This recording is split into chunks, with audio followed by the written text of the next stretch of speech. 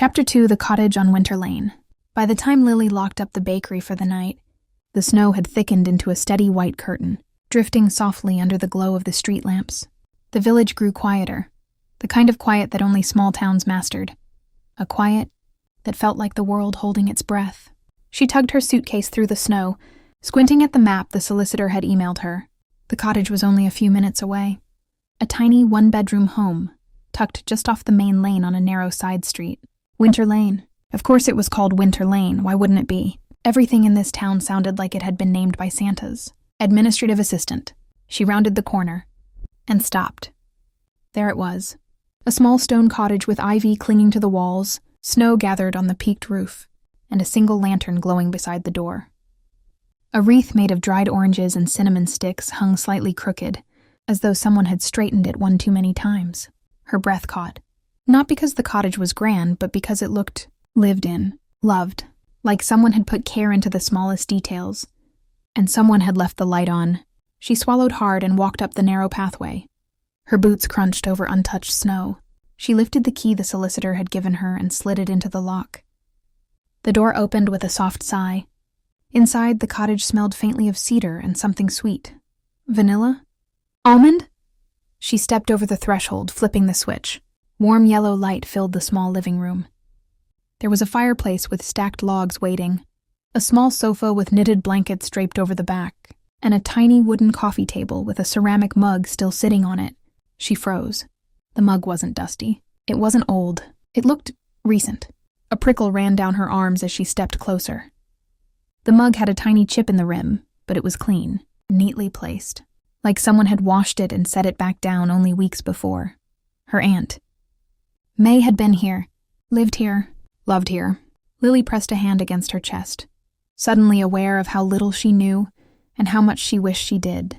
A framed photo hung above the fireplace, one of the very few items on the walls. Lilly stepped closer and saw two women, her mother, smiling, younger than she remembered, and another woman beside her, dark hair, bright eyes, a familiar crooked smile. May. She looked so much like Lilly it stole her breath. Lilly reached out, fingertips brushing the edge of the frame. "Why didn't I know about you?" she whispered. She didn't get an answer, of course. Just the soft crackle of snow settling on the cottage roof. She explored the rest of the home slowly. A tiny bedroom with a quilted blanket, a bathroom with a stack of lavender soap bars, a narrow kitchen with copper pans hanging neatly on the wall.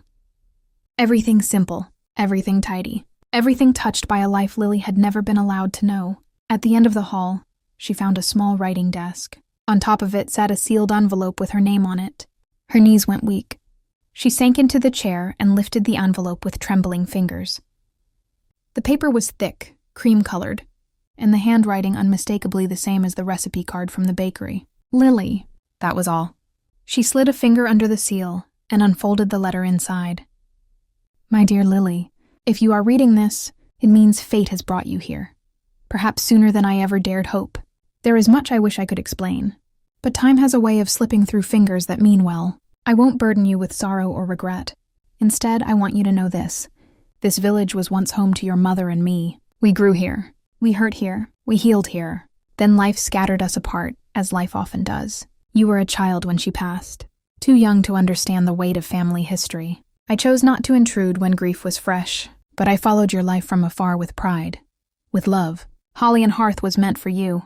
Not because you are a baker, though perhaps you will become one, but because the world needs soft places, and this one is yours if you want it. There will be help if you choose to stay. Snowberry Hollow has a way of holding on to the right people. Start with your heart, not your hands. May?" Lilly read the letter twice. 3 times. Her vision blurred on the last lines, and she pressed the paper to her chest. "I didn't even know you," she whispered into the quiet room. "But I wish I had." A tear slipped down her cheek. She wiped it away quickly, sniffed, then stood. "Okay, May." Her voice cracked. "I guess I'm here now." She changed into warmer clothes, set up a small corner of the cottage for the night, and collapsed into bed. The quiet wrapped around her like a blanket. Sometime before dawn, she woke to a soft tapping. At first, she thought it was the wind. Then, tap, tap, tap. Persistent, rhythmic. She pushed herself upright, pulled a blanket around her shoulders, and stumbled to the window. Outside, in the dim blue light of morning, stood a tiny figure in a pink coat and wool hat nearly too big for her head. Poppy, Jack's little sister. She was holding something, pressed up against the window like an offering. Lilly blinked hard, opened the door, and stepped out barefoot. "Poppy, sweetheart, what are you doing out here?" The little girl grinned, cheeks rosy from the cold. "I brought breakfast!" She lifted a lopsided gingerbread man wrapped in cling film. Half of his face was missing, as though sampled for quality. "For me?" Lilly asked, heart melting. Poppy nodded with great seriousness. "Jack says you need energy. He says baking steals your soul." Lilly blinked. Jack said what? That's what he said when May taught him to whisk. Poppy declared proudly. He cried, a lot. Lilly pressed a hand to her mouth, laughing softly. "Come inside, Poppy, you must be freezing." But Poppy shook her head, bouncing on her toes. No, I have to tell you something important." "Oh?" Lilly kneeled to her level. "What is it?" Poppy leaned in dramatically, eyes wide. "Vanessa's mad." Lily's stomach tightened. "Why?"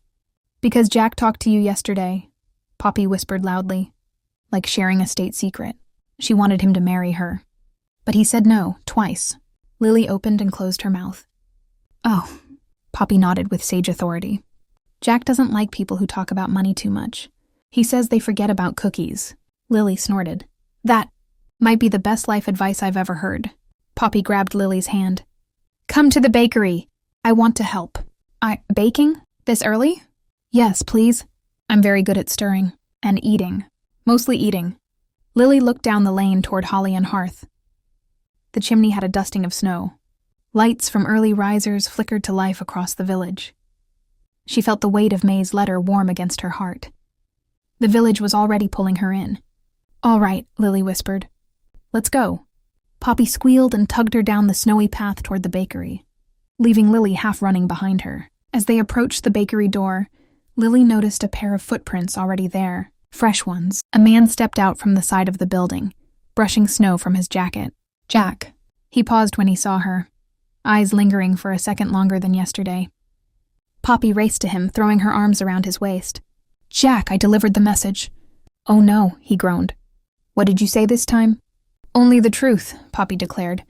Jack's gaze flicked to Lilly. "Should I be worried?" Lilly gave a helpless laugh. "Probably." He smiled slowly, warm, tired, amused. "You up for round 2? He asked, nodding toward the bakery. Lilly swallowed. She thought of May's apron, of the cinnamon buns, of Vanessa's warning smile, of the letter waiting on her bedside table. And she nodded. "Yes," she said softly. "I think I am." Jack held the bakery door open. "Welcome back, London." And with Poppy sprinting ahead of them, Lilly stepped into the warmth of Holly and Hearth again. This time not as a stranger, but as someone beginning to belong. Chapter 2, Part 2, Lessons in Flour, Fireplaces and First Impressions. The bakery was colder than Lilly expected when Jack opened the door. The heating had kicked on, but the large room still held an early morning chill that made her wrap her coat tighter around herself. Poppy didn't seem to notice. She flew straight to the counter, slapped both palms onto the surface and declared, "Let's bake!" Jack sighed deeply, pinching the bridge of his nose. "Poppy, you cannot yell indoors before sunrise. That's a Snowberry rule." "It is not," she argued. "It is now." Lilly laughed under her breath, hanging her coat on a hook near the door. The bakery smelled faintly of yesterday's cinnamon buns, mixed with the cold freshness of winter morning air. It was strangely comforting. Jack set a brown paper bag on the counter. "Thought you might need breakfast, too." Lilly peeked inside. Croissants, still warm. "You brought these?" Lilly asked. He shrugged. "Figured you'd skip eating. People from the city always do." "I don't always skip. Okay, yes I do, but that's irrelevant." Poppy climbed onto a stool and grabbed one. Croissant from the bag with hands far too small for such confidence. She took a giant bite. Flakes scattered everywhere. Jack frowned. "Where is your scarf?" Poppy pointed to the floor. "It was itchy." Jack turned to Lilly. 6-year-olds are lawless creatures. She smiled. "I have noticed." He ran a hand through his hair, then looked at Lilly more seriously. "You okay? Cottage wasn't too cold? Everything in one piece?" For a moment, Lilly forgot how to speak. He'd asked gently, not out of obligation, but with actual care. "I'm okay," she said softly. "The cottage is beautiful. There was even a letter from May." Jack's expression softened. "She left you one?" "Yes." "You going to tell me what it said?" He teased lightly. Lilly tucked a strand of hair behind her ear. "Maybe one day." Jack nodded, accepting that without pushing. The first baking lesson. "So," Jack said, clapping his hands once, "what's the plan today?" Lilly stared at the counter, at the recipe box, at the sacks of flour she now feared on a spiritual level. "Survival?" she offered. Jack's lips twitched. "We can start with something easy. Gingerbread. May's recipe is in that box." "Gingerbread?" Lilly asked. "At 8 in the morning? Welcome to bakery life." Poppy gasped dramatically. "I will be the decorator!" Jack groaned. "Last time you decorated something, you glued a marshmallow to the dog." "It made him festive!" Lilly choked on her croissant. Jack shot her a mock glare. "Don't encourage her." He pulled the recipe card from the wooden box. The handwriting was looping. Familiar, soft. "May's gingerbread recipe. Snowberry market batch. Do not rush the dough." Lilly exhaled. "Okay, let's try." She reached for the flour. Jack's eyes widened. "No, not like—" Too late. Another small explosion of flour erupted from the bag as Lilly lifted it too quickly, sending a puff of white dust straight up and onto her sweater, her hair, Jack's jacket, and, unfortunately, Poppy's entire face. There was silence. Poppy blinked, now resembling a tiny ghost. Jack stared at Lilly. Lilly stared at him. And then Poppy shouted, "I'm Snowberry the Snowman." She sprinted around the counter, leaving a trail of flour footprints behind her. Lilly covered her mouth, half mortified, half laughing. "I swear I didn't mean to—" Jack wiped a streak of flour from his cheek with slow resignation. "I'm starting to understand why May put that note in the recipe box." "What note?" He looked her dead in the eyes. "Don't rush," Lilly groaned. "Oh, come on." Jack's laugh filled the room, warm, deep, genuine. It wrapped around her like sunlight. They mixed the dough together, Jack guiding her hands when she pressed too hard, when she folded too slowly, when she nearly knocked the bowl off the counter. "You're heavy-handed," he commented. "You're very judgy for a man whose sister glued food to a dog." "That was one time." "It was yesterday!" Poppy shouted from across the room. Jack sighed. "She remembers everything." Lilly smirked. "She's not the only one." For a moment, Jack's smile softened, eyes lingering on her longer than they should. Something in Lilly's stomach fluttered unexpectedly. A visitor and a warning. They had just rolled out the gingerbread dough when the bell above the bakery door chimed. Jack stiffened. Poppy froze mid-cookie cutter. Lilly brushed her hands off and stepped into the front of the bakery. Vanessa Hart stood in the doorway. Same expensive coat, same perfect lipstick, same sharp calculating gaze. "Oh," Vanessa said sweetly. "How lively." Her eyes took in the flour haze in the air, the lopsided cinnamon bun from yesterday on the plate near the counter, and Lilly, with rolled-up sleeves and dough smudged on her cheek. "I see you're adjusting." Jack emerged behind Lilly. Vanessa's expression flickered. "Jack." Her voice dropped half an octave. "Vanessa," he replied flatly. "You're here early," she said, stepping closer. "Helping, Lilly." Lilly felt her shoulders stiffen. Jack didn't waver. "She's learning the ropes." May would have wanted that. Vanessa's jaw tensed, just slightly, but enough for Lilly to catch it. "Well," Vanessa said, clasping her hands together, "I only stopped by to remind you both that the Christmas market is in 2 days. Holly and Hearth always had a stall. The village expects the same." Lily's heart dropped. 2 days?